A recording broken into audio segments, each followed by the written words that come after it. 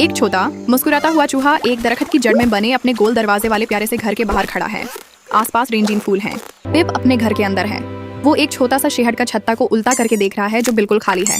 पिप बहुत उदास और परेशान दिख रहा है। पिप जंगल में तेजी से भाग रहा है।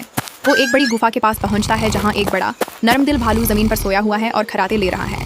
छोटा सा पिप बर्नबी के बड़े से कान में चिल्ला रहा है। बर्नबी भालू अपनी आंखें खोलकर एक बड़ी सी जामही ले रहा है। बर्नबी अपनी बड़ी नाक से जमीन को घौर से सूंघ रहा है। जमीन पर शहद के कुछ चिपचिपे कतरे नजर आ रहे हैं। पिप उसकी पीठ पर बैठा है। शहद के कतरन का रास्ता एक नदी की तरफ जा रहा है।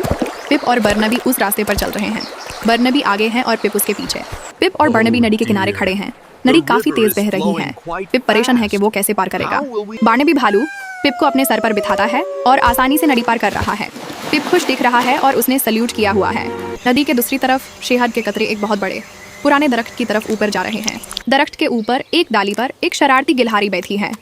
उसका चेहरा पूरा शहद से भरा हुआ है और वो मजे से शहद चाट रही है। स्क्वीकी ने नीचे पिप और बार्नबी को देख लिया है। वो घबरा जाती है और शहद का छत्ता अपने पीछे छुपाने की कोशिश करती है। स्क्वीकी शर्मिंदा होकर नीचे आती है। वो अपना पेट पकड़कर इशारा करती है कि वो बहुत भूखी थी। पिप उससे देखकर थोड़ा नरम हो जाता है। बार्नबी भालू मुस्कुराता है। उसके सर के ऊपर एक आइडिया का बल्ब जलता है। वो पिप और स्क्वीकी को इशारा करता है कि मेरे पीछे आओ। बार्नबी उन्हें जंगल में एक और खास दरख्त तक ले जाता है। इस दरख्त पर एक बहुत बड़ा ताज़ा शहद का छत्ता लटक रहा है जो शहद से तपक रहा है। बार्नबी भालू ने शहद का छत्ता उतार लिया है। वो पिप और स्क्वीकी को शहद दे रहा है। तीनों बहुत खुश हैं। अब स्क्वीकी भी उनकी दोस्त बन गई है। स्क्वीकी पिप को कुछ ताज़ा बेरीज फल दे रही है शहद के बदले में। तीनों दोस्त पिप, बार्नबी और स्क्वीकी एक दरख्त के नीचे बैठे हैं। सबके हाथ में शहद है और वो मिलकर खा रहे हैं और हंस रहे हैं। जंगल में खूबसूरत सूरज घुरूब हो रहा है। पिप बार्नबी की पीठ पर बैठा है और स्क्वीकी उसके पास बैठी है। वो सब मिलकर सनसेट देख रहे हैं। और ये कहानी यही खत्म होती है।